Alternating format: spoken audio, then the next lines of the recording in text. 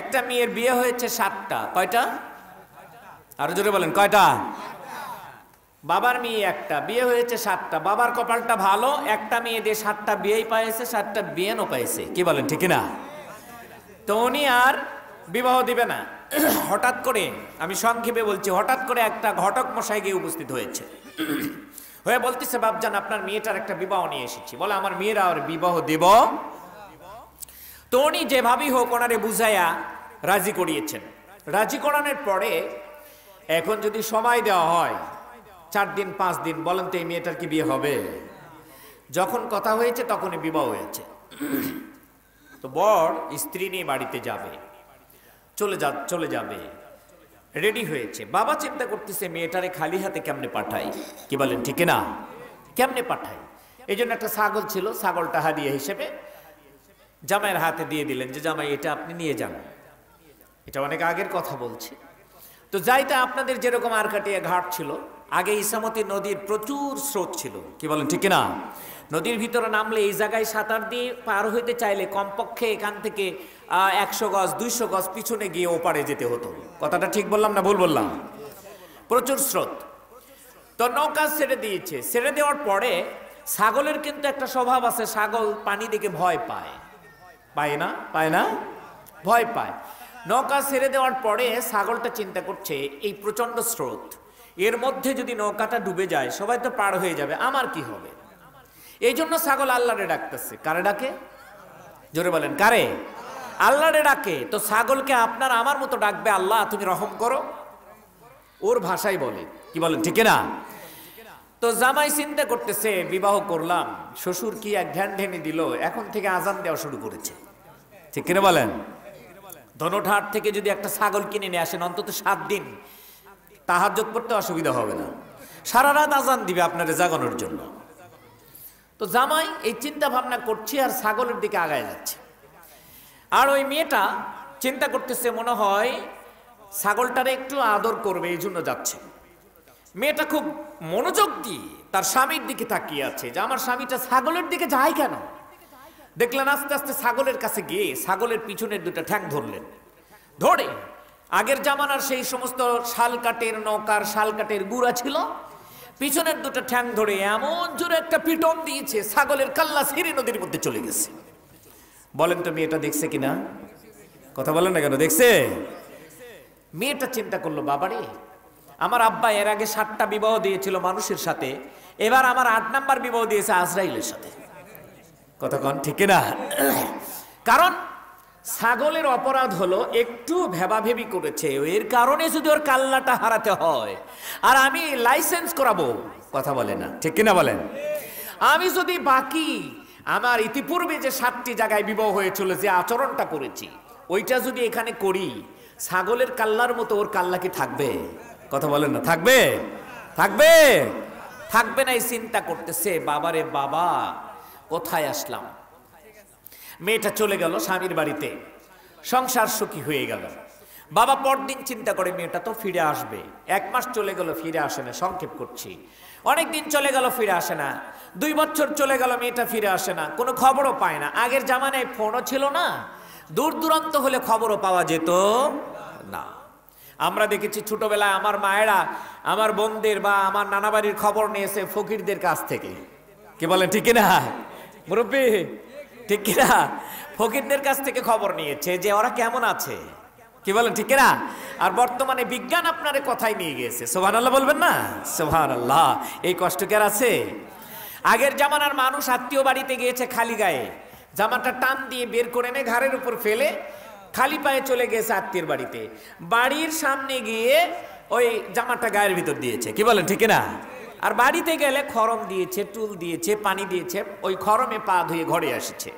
কথা কয় না? এই বাপজান চিন্তা করলো যে অনেকদিন হয়ে গেল, মেয়েটা মনে হয় বেঁচে নাই, যদি মারা যেয়ে থাকে তাহলে কবরটা দেখার দরকার আছে কিনা। উনি একটা পাঞ্জাবি টান দিয়ে বের করে নিল। আগের মানুষের আলনা ছিল না, ওয়াইড ড্রপ ছিল না, কিচ্ছু ছিল না, 2-1টা চাঙ্গারি। কি গনি ভাই?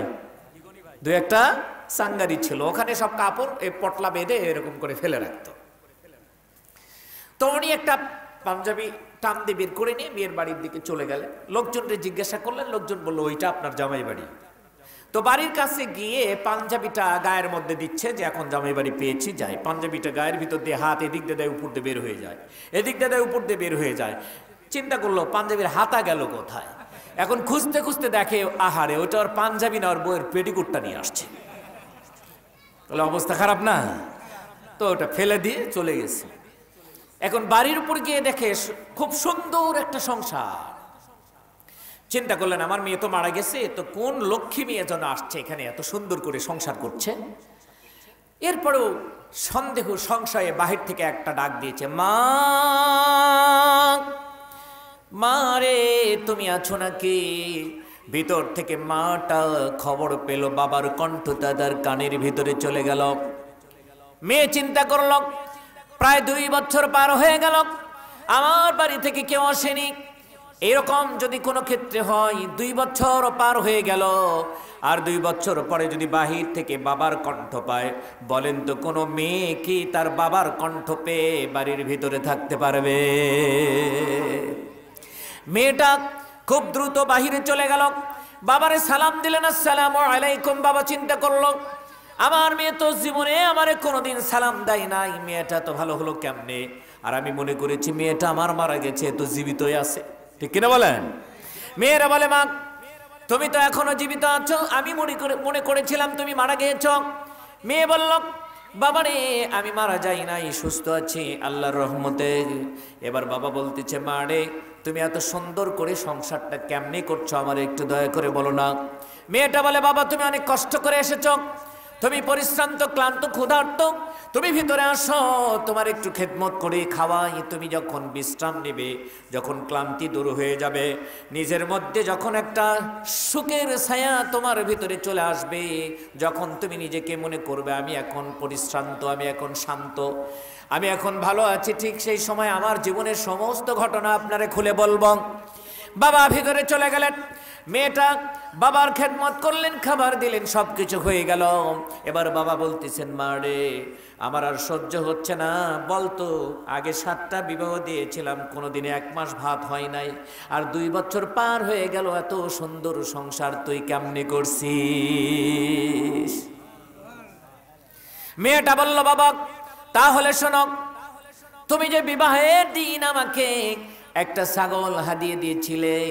বাবা বলল মারে ওই ছাগলের এখন বাচ্চা কয়টা হয়েছে? কয়টা হয়েছে? মেয়ে বলল বাবা তুমি যে ছাগলটা দিয়েছিলে ওই ছাগলটাই আমার জীবনের পরিবর্তন করে দিয়েছে। বুড়ার বেটা মাথায় হাত দিয়ে চিন্তা করতেছে সর্বনাশ, কি কামটা করছি আমি যদি প্রথম বিয়েতে ছাগলটা দিন হইনি তাহলে তার 8টা বিয়ে দেওয়া লাগলো না, কি ঠিক কিনা? ছাগল কেমনে পরিবর্তন করে দেয়? বুড়ার বেটা এখন চিন্তা করতেছে আর বলতেছে মারে তুই এক আজব কথা আমারে শোনালি, এই ছাগল তোর জীবনে এত সুন্দর করে দিল কেমনে, তোর এত ভালো করে দিল কেমনে? মানুষ পারে না ছাগল পারে, কি বলেন ঠিক কিনা? ছাগল পারে, কিভাবে পারলো? মেয়েটা বলে বাবা তুমি যে ছাগলটা দিলাম ওই ছাগল নিয়ে আমি যখন ইসামতি নদীর ওই আর কাটিয়ার ঘাটে পার হইতেছিলাম তখন প্রচন্ড স্রোত, নৌকাটা যখন ছেড়ে দিল ছাগল একটু ভেবা ভেবি মেমামেমি শুরু করে দিয়েছিল, আল্লাহরে ডাকতেছিল। আপনার জামাই ওই ছাগলের দিকে এগিয়ে যাচ্ছে, আমি মনে করলাম একটু আদর করবে, কিন্তু না, এই ভেবা ভেবির অপরাধের কারণে ছাগলের কাছে গিয়ে পিছনের 2টা ঠ্যাং ধরে নৌকার সঙ্গে এমন জোরে একটা পিটক দিল, সাগরের কাল্লা ছিঁড়ে নদীর ভিতরে চলে গেল। বাবা আমি চিন্তা করলাম ছাগলের কোনো অপরাধ নাই, একটু মেমামেমি ভেবা ভেবি করার জন্য যদি তার কাল্লাটা হারাতে হয়, আর আমি তো লাইসেন্স করাবো, বিবাহিত বউ, আমি যদি আগের মতো আচরণটা করি তাহলে আমার কাল্লাটাও হারাতে হবে কিনা? ও বাবা, যার কারণে আমি জীবনে আপনার জামাইয়ের সঙ্গে বেয়াদবি করি নাই, জামাইয়ের কোন কাজ কখন প্রয়োজন বলতে হয় নাই, আমি বুঝতে পেরেছি, আগেই নিয়ে যে হাজির করে দিয়েছি। গালি দেওয়ারও সুযোগ পাই নাই। টুকটাক গালি দিলে আমি পাথরের মতো হজম করেছি, কোনোদিন উত্তরও দেই নাই। প্রত্যেকটি কাজ করেছি, নামাজ পড়েছি, রোজা রেখেছি, পর্দা করেছি, সব কিছু করেছি। এরপরে আমার শ্বশুর শাশুড়ি থেকে শুরু করে নিয়ে সকলের ঠিকঠাক মতো খেদমত করেছি, কোনো কাজের ত্রুটি রাখি নাই, শুধু কাল্লা হারানের ভয়। ঠিক কিনা? শুধু কাল্লা হারানের ভয়ে আমি স্বামীর আনুগত্য করেছি, স্বামীকে ভালোবেসেছি, স্বামীর হুকুমের বাহিরে কখনো কোনোদিন কোথাও যাই নাই, কোনো কাজ করি নাই। বাবা বলতেছে, মা রে, ও মা, যে তুই যেহেতু ইসলামকে প্রতিষ্ঠিত করেছিস, একটা মেয়ের যখন বিবাহ হয় ওই মেয়েটার কাছে স্বামী সবচাইতে বড়, পৃথিবীর সব কিছুর চাইতে স্বামী বড় এক, আল্লাহর নিচেই স্বামী। কথা কয় না? কথা কয় না? এই স্বামীর জাত কথা কন না কেন? ভয় লাগে? আল্লাহর নিচে একজন বিবাহিতা মেয়ের কাছে কার কার অধিকার সবচেয়ে বেশি? এই কথা কয় না, কার অধিকার সবচেয়ে বেশি? চিৎকারটা বলেন না করে, কার? কারণ বিশ্বনবী বলেছেন আল্লাহ রাব্বুল আলামিন তাকে বাদ দিয়ে অন্য কাউকে যদি কোনোদিন সিজদা করার জন্য অনুমতি দিতেন, তাহলে প্রত্যেক স্ত্রীকে তার স্বামীর পায়ে সিজদা করার জন্য অনুমতি দিতেন। এত মর্যাদা দিয়েছেন আল্লাহ রাব্বুল আলামিন। কোন স্ত্রী মৃত্যুবরণ করল, স্বামী যদি কবরের পাশে দাঁড়িয়ে একটু বলে, রব্বুল আলামিন আমার স্ত্রীর প্রতি আমি সন্তুষ্ট, খুব ভালো ছিল, এই কথাটা বলার সঙ্গে সঙ্গে আল্লাহ রব্বুল আলামিন এই স্ত্রীকে জান্নাতের মেহমান বানায়া দেবে। স্বামী যদি খুশি থাকে ওই মহিলাটা জান্নাতি। যার কারণে বাবা বললেন, মা রে, তুমি যেহেতু ইসলাম প্রতিষ্ঠিত করেছো, স্বামীর আনুগত্য করেছো, যার কারণে আল্লাহ রব্বুল আলামিন এত খুশি হয়েছে যে দুনিয়াতে তোমারে জান্নাতি সংসার দিয়েছে।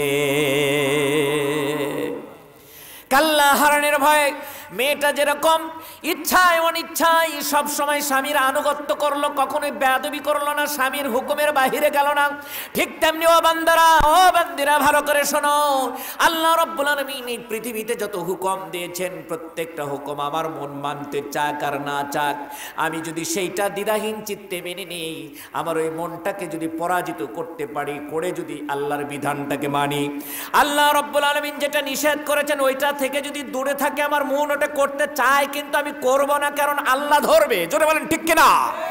আল্লাহ রাব্বুল আলামিন আমারে ধরবে, আল্লাহ রাব্বুল আলামিন আমারে জাহান্নামে দিবে, ওই জাহান্নামে যেতে পারবো না, পড়তে পারবো না, কবরের ভিতরে কঠিন যন্ত্রণা হবে।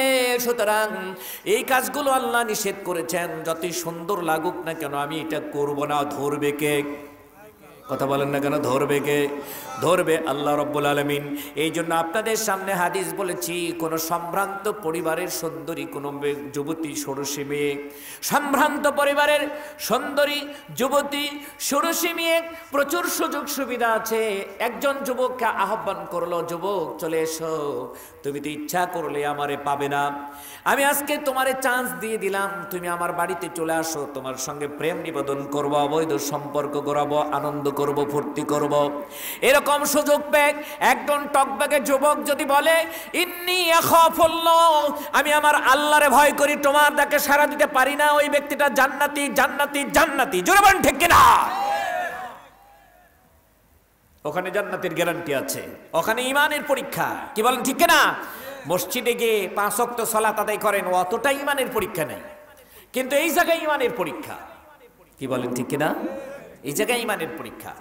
এই জায়গায় যদি পাশ করতে পারি তাহলে আমি প্রকৃত ঈমানদার।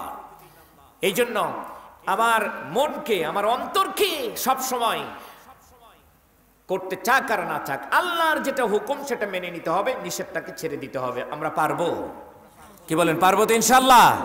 ইনশাআল্লাহ। তাহলে কামিয়াব হয়ে যাব। বাপজানরা আমার, আল্লাহ রাব্বুল আলামিন তাই বললেন, ওয়াসাইনাল ইনসানা বিওয়ালিদাইহি ইহসানান। এখানে আল্লাহ বলতেছেন, ও মানুষ, তোমাদেরকে বললাম তোমরা পিতামাতার সঙ্গে ইহসান পূর্ণ ব্যবহার করো। খালি ব্যবহার না, ইহসান পূর্ণ ব্যবহার, নরম ব্যবহার করো, ভদ্র ব্যবহার করো, ভদ্র আচরণ করো। পিতামাতা যেন কখনোই কোনোভাবে কষ্ট না পায়।